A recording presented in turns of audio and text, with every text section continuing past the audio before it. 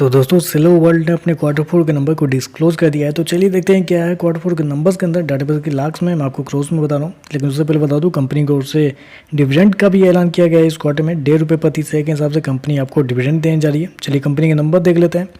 तो यहाँ पे कंपनी ने बस 2 क्वार्टर के ही नंबर कंपनी ने यहाँ पर शो किया है। पिछले क्वार्टर में जब कंपनी का IPO आया था तब के नंबर कंपनी ने यहाँ पर शो किया है, और इस क्वार्टर के कंपनी के नंबर यहाँ पर शो किया है। पिछले साल के जो नंबर है वो कंपनी ने यहाँ पे डिस्क्लोज नहीं किया है।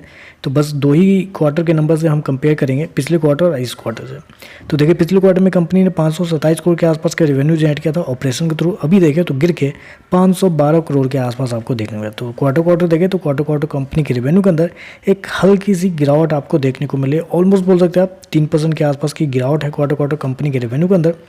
खर्चे की बात कर लेते हैं तो देखिए पिछले क्वार्टर में कंपनी ने 410 करोड़ खर्च किए थे, जबकि इस क्वार्टर में कंपनी खर्चे 397 करोड़ के आसपास आपको देखने को मिले। तो कंपनी के खर्चे देखें तो कंपनी के खर्चे इस क्वार्टर में थोड़े से कम आपको देखने को मिला है। उसके पीछे का रीजन भी है, रीजन है कंपनी का इन्वेंट्री। क्योंकि पिछले क्वार्टर में देखें तो पिछले क्वार्टर में कंपनी ने अप्रोक्सीमेटली 8.5 करोड़ रुपये कंपनी ने खर्च किए थे इन्वेंट्री के नाम पे, जबकि इस क्वार्टर में 4.5 करोड़ रुपये के आसपास कंपनी को फायदा हुआ है। क्योंकि मैंने ऑलरेडी आपको क्या बताया कि क्वार्टर कंपनी के रेवेन्यू गिरता हुआ देखने को मिल रहा है, लेकिन जब आप कॉस्ट ऑफ मटेरियल को अगर आप देखते हैं तो कॉस्ट ऑफ मटेरियल क्वार्टर बढ़ता हुआ देखने को मिला है। जी हाँ, कंपनी का कॉस्ट ऑफ मटेरियल अगर आप देखें तो क्वार्टर लगभग बोल सकते हैं 5% के आसपास का जंप है कंपनी के कॉस्ट ऑफ मटेरियल के अंदर, जो कि थोड़ा सा नेगेटिव है। क्योंकि अगर रेवेन्यू गिर रहा है तो कंपनी का कॉस्ट ऑफ मटेरियल भी गिरना चाहिए, लेकिन यहाँ पे बढ़ता हुआ देखने को मिल रहा है। और इन्वेंट्री की वजह से कंपनी की जो एक्सपेंस है वो थोड़े से कम आपको देखने को मिल रहा है। चलिए कंपनी का प्रॉफिट क्या निकलता है वो देखते हैं। तो देखिए पिछले क्वार्टर की बात करें तो पिछले क्वार्टर में कंपनी 90 करोड़ के प्रॉफिट में थी। अभी देखें तो बढ़ के 96 करोड़ के आसपास कंपनी का जो प्रॉफिट है वो आपको देखने को मिला है। तो क्वार्टर देखें तो क्वार्टर कंपनी का जो प्रॉफिट है